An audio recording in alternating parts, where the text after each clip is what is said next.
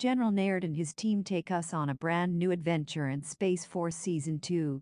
Steve Carell and Greg Daniels, the show's creators, create the context to give meaning to each character's presence in the series. The six-person writing team creates a more grounded, intriguing plotline and weaves a better story for the spectator.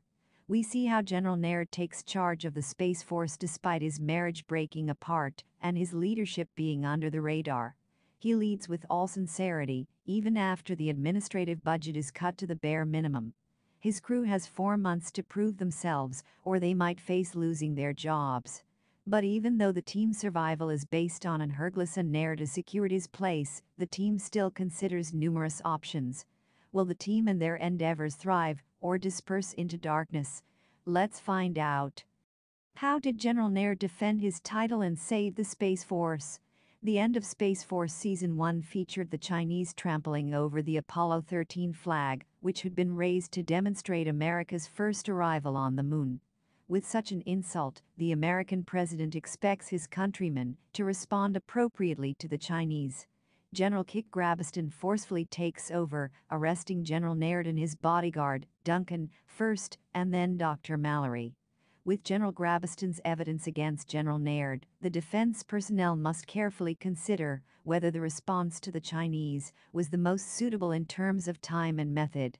The Secretary of Defense and a panel of defense personnel heard the Space Force team's testimonies to determine whether General Naird's actions were sufficient, if they carried enough merit to help retain his job as a general in the Armed Forces of America based only on circumstantial evidence. With tensions rising in the waiting area as the Secretary of Defense listens carefully to each team member's testimony, Erin Naird also provides her version of events and speaks candidly about her father.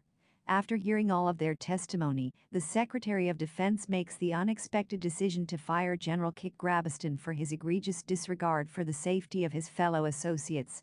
General Naird is surprised to learn that he will be able to keep his team, but only under the most stringent terms and conditions. The American government invites the Chinese General Gao, the chief scientist, Dr. Zhang, and the astronaut who went to the moon, Dr. Lim, who is also a known acquaintance of Captain Angela Ali, to repair relations with China.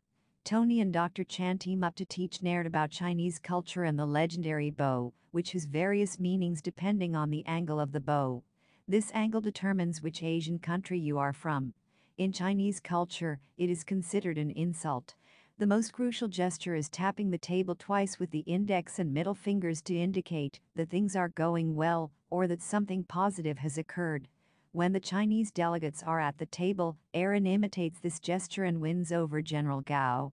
After nearly 4 shots of exceptionally potent Chinese Maotai liquor, it made such an impression on him that he and General Naird agreed to split the region on the moon in half. This arrangement earns the Space Force crew goodwill and a spot in the Europa project. Season 2 ending explained. Naird has a bad run-in with a kidney stone that causes excruciating agony in his back as the squad debates whether or not to leave the Space Force station.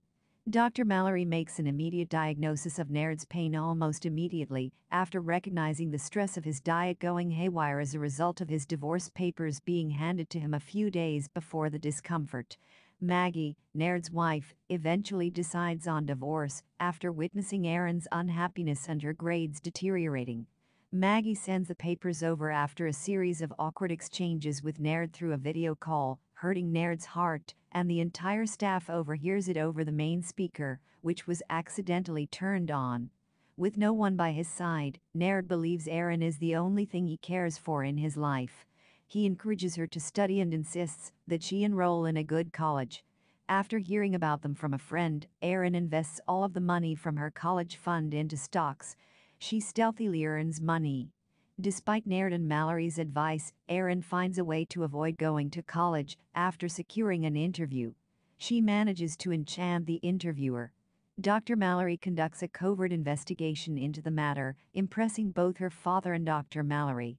As a result of this, she is offered an internship with Brad, Naird's secretary. Captain Lancaster, who is stuck in a spaceship halfway to Mars, appears on the launch room screen with Erin in the room and teaches her to appreciate the things on Earth. Erin decides to forego college and applies to the Forestry Reserve in Colorado, where she is accepted. She recognizes the importance of staying close to her father and being there for him. After the hack, Naird secures his team's worth by creating a huge positive impact on the defense staff. The Secretary of Defense calls Naird to inform him that the remainder of the team has received their raises and that their pay will be approved without delay. Captain Angela confesses that she cannot continue with the Space Force after presenting a letter to her. After admitting this fact, she opens the letter to find Naird is promoted her to major. She reconsiders her decision, opting for a new future with the Space Force. Dr. Chan declines the offer from SpaceX and chooses to remain by Dr. Mallory's side. With Naird's journey, one may conclude that the impossible is only feasible when you have the proper people at your side to help you face the obstacles. The road ahead is never dark with the correct amount of support and affection. Even if the night is the darkest before the dawn is something to anticipate, and it will arrive. Season 2 is filled with warmth and humor, giving viewers an incredible wholesome viewing.